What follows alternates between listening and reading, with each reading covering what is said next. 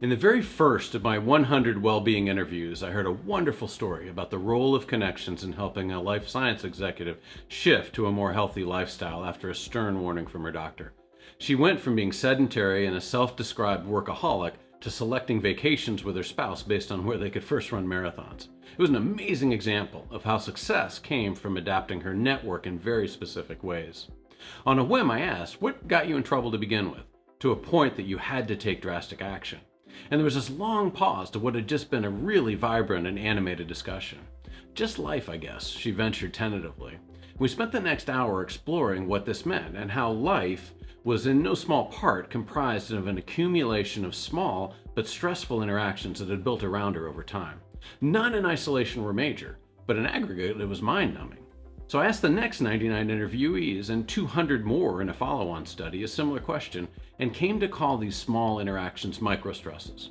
They took many forms: sensing misalignment with a colleague at work, seeing a team member that needed to be coached for the third time, or getting an ambiguous text from your child where you can't determine whether they're in trouble or just venting and over it in 2 minutes. They accumulate around us in ways that are invisible, and many of these microstresses come at us from people we love. But the volume, pace, and diversity of them have exploded as our lives are more interconnected and always on through technology. We experience 15, 20, maybe 30 of these through a day and are exhausted when we finally turn off the light to go to bed, but we usually can't quite put a finger on what just happened. This is a different kind of stress than one we can label like nasty bosses or demanding clients. Our minds are designed to remember the large items, but not this many small ones. We found 12 microstresses that dramatically affected our interviewees. 5 that drained their capacity to get their work done, 4 that impacted them emotionally, and 3 that created stress through small interactions challenging their values. The key is to reflect on the microstresses in your life and then pinpoint the relationships they're emanating from: teammates, clients, children, or extended family, to name just a few.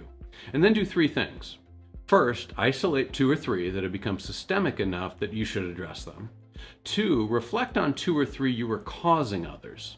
And 3, identify 2 or 3 that you're magnifying and making small stresses worse simply because of your reaction to them.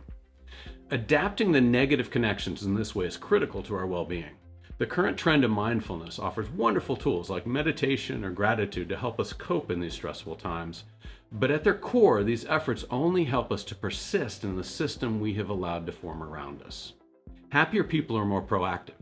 They take steps that shape this interconnected system of relationships by both reducing the impact of the negative interactions and leaning into the positive connections.